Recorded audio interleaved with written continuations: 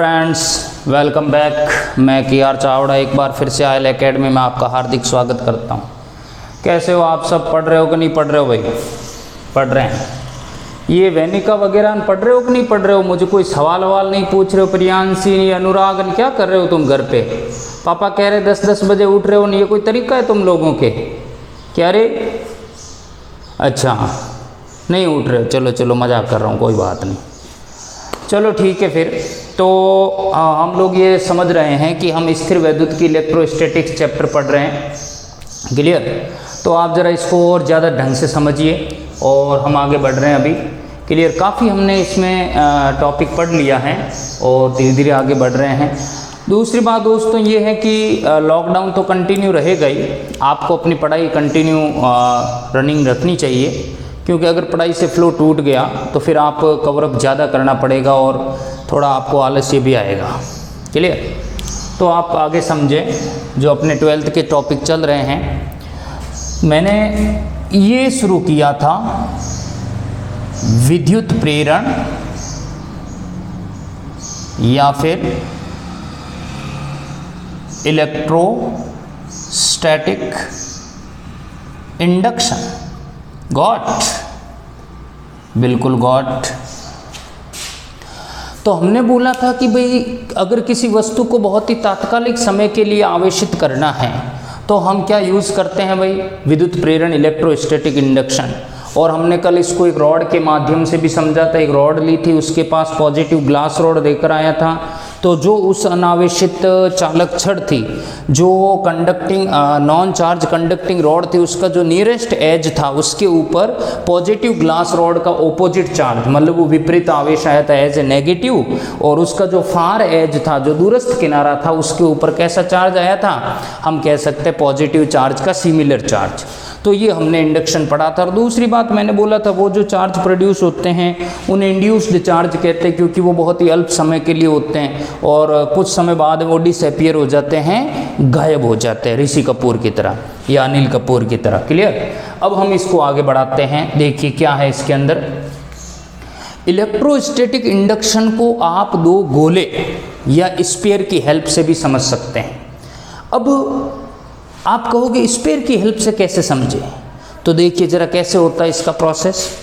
मैंने क्या किया, दो स्पेरिकल ऑब्जेक्ट लिए।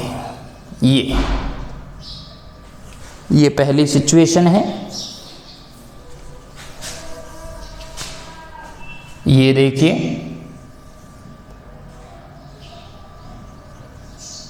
स्पेयर ए और स्पेयर बी, ये दोनों के दोनों जो गोले हैं वो अनावेशित और चालक हैं। कहने का मतलब टोटल चार्ज इसमें क्या है? 0 है। ये दोनों एक वर्टिकल स्टैंड की सहायता से ऊर्ध्वाधर क्या हुए हैं? व्यवस्थित किए गए हैं। पर आप कुछ देख रहे हो इसमें? क्या देख रहे हो? कि ये दोनों कांटेक्ट में है फिलहाल। क्या है? कांटेक्ट में। अब राम जी बोलेंगे क्या बिना कांटेक्ट में क्या इंडक्शन नहीं होगा, प्रेरण नहीं होगा?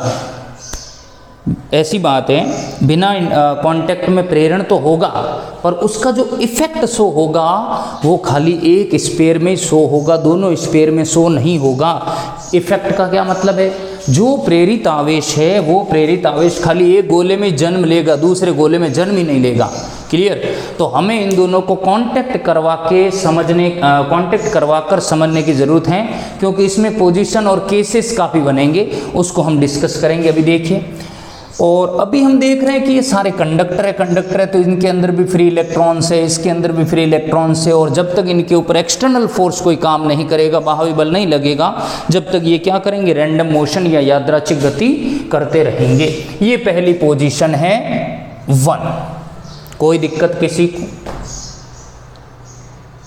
नहीं है? Very good. सेकंड पोजीशन क्या है सुनिए। मैंने क्या किया, ये स्पेयर 1 और ये स्पेयर 2 अभी भी कांटेक्ट में ही है, जरा गौर से देखना आप। मैंने इनका स्टैंड बना दिया वर्टिकल ब्लैक कलर से, और इसके पास में मैं एक पॉजिटिव ग्लास रॉड लेके गया। ये कांच की छड़ है, ग्लास रॉड है, पॉजिटिव होती।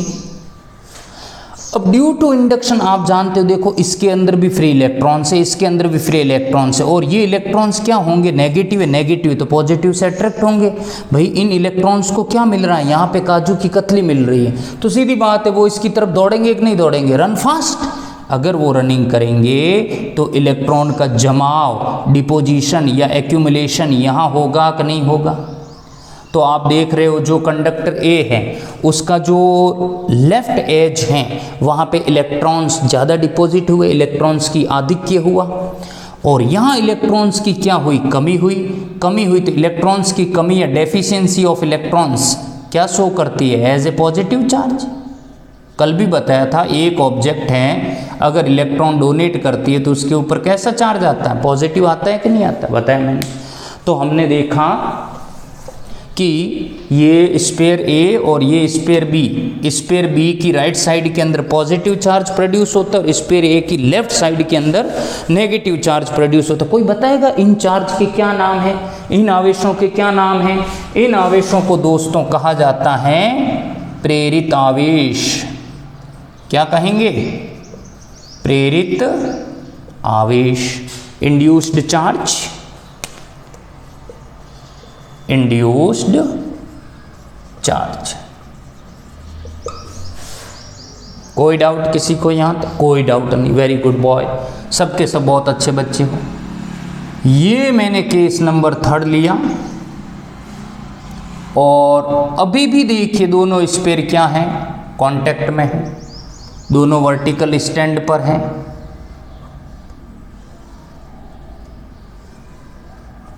गॉट।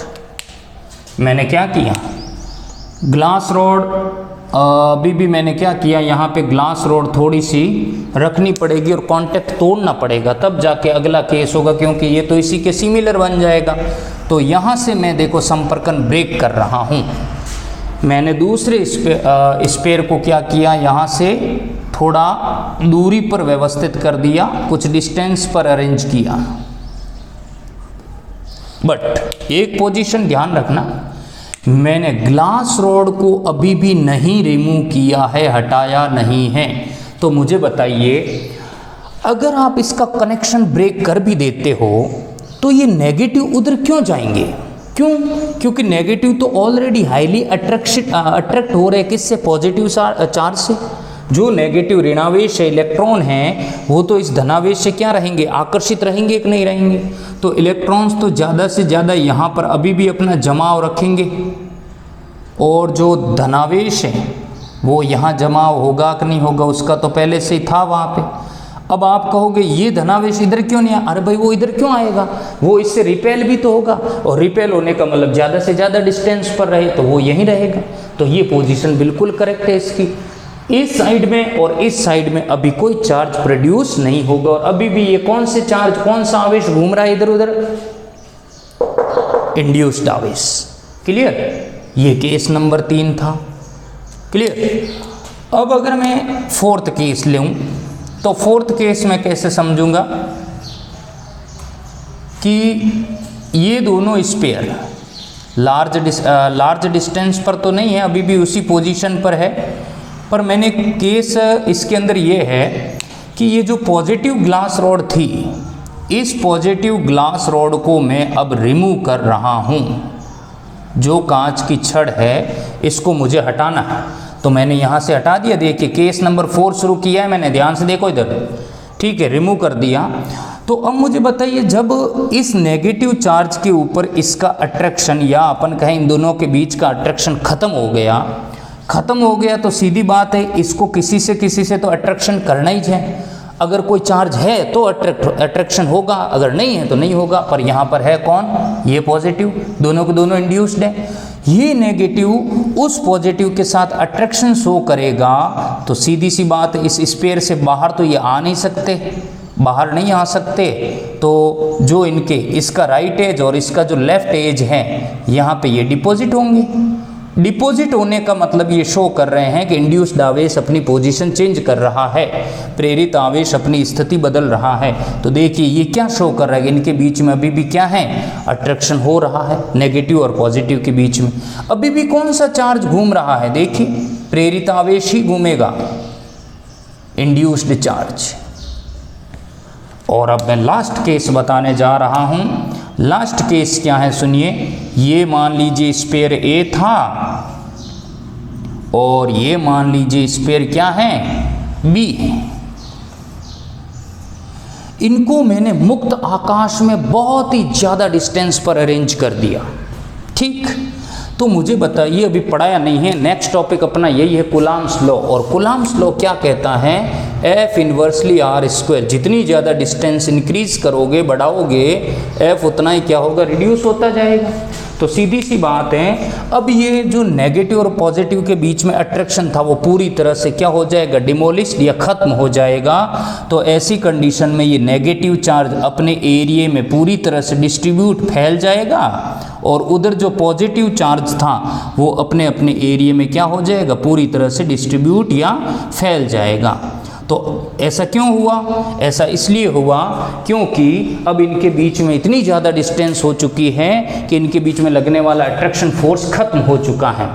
अब रामनिवास बोलेगा, सर आपने तो बोला था ना कि ग्लास रॉड हटाते ही क्या हो जाएगा, ये प्रेरित आवेश हट जाता है। अरे प्रेरित आवेश हट जाता, पर कब, ये पोजीशन कब होती, ये पोजीशन होती आपके यहाँ पर। यहीं पर अगर ग्लास रॉड हटा देते तो ये प्रेरित आवेश डिसअपीयर हो जाता, गायब हो जाता। पर आपने इनके साथ कर दिया क्या, दगा, धोखा। आपने क्या किया, ग्लास रॉड तो रखी पर दोनों को बेचारों को जुदा कर दिया, अलग अलग कर दिया। इस वजह से प्रेरित आवेश की भी डिस्टेंस बढ़ गई। हालांकि अट्रैक्शन तो कम होने लगा, इनके बीच में फोर्स तो दुर्बल हुआ, पर फिर भी आवेश रन करेगा। इस वजह से अब ये हटेगा नहीं, अपने अपने क्षेत्र में वियोजित हो जाएगा। तो इस तरह से देखिए, प्रेरित आवेश को हम एज ए परमानेंटली सेटअप भी कर सकते हैं और इस तरह से विद्युत प्रेरण की हम अध्ययन करते हैं, विद्युत प्रेरण को हम क्लियरिफाई करते हैं।